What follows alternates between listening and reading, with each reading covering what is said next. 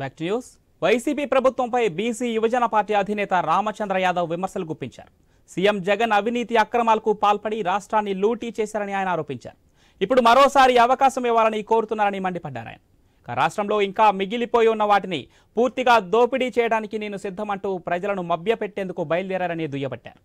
ఉమ్మడి రాష్ట్రంగా ఉన్నప్పుడు కానీ రాష్ట్ర విభజన తర్వాత కానీ 2014 నుండి 2019 వరకు అధికారంలో ఉన్న టీడీపీ పార్టీ ఏ ఒక్క వర్గానికి మంచి చేయకపోగా ప్రాజెక్టుల పేరు చెప్పి అనేక రకాలుగా అవినీతి చేశారన్నారు.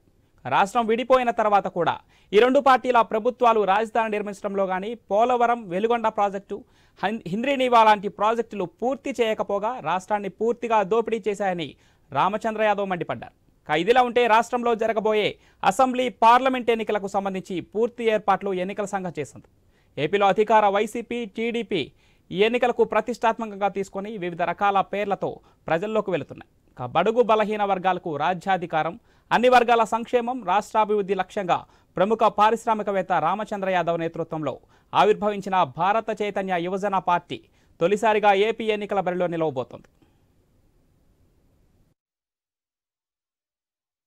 అన్ని పార్టీలు రాబోయే ఎన్నికలను ఎదుర్కోవడానికి సిద్ధపడుతున్నారు.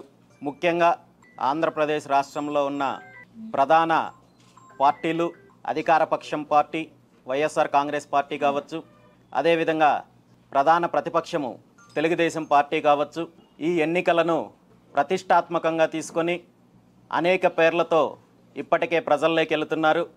2019లో అధికారంలోకి వచ్చిన వైఎస్ జగన్మోహన్ రెడ్డి గారు గత 5 సంవత్సరాల నుండి అనేక రకాలుగా ఈ రాష్ట్రంలో అరాచకాలు చేశారు, అవినీతి చేశారు, రాష్ట్రాన్ని పూర్తిగా లూటీ చేసే కార్యక్రమం చేసి ఈరోజు మళ్ళీ ఇంకొకసారి అవకాశం ఇవ్వాలి, ఈ రాష్ట్రంలో ఇంకా ఏమైనా మిగిలి ఉంటే పూర్తిగా దోపిడీ చేస్తానికి నేను సిద్ధమంటూ ప్రజలను మభ్యపెట్టే కార్యక్రమం చేస్తున్నారు.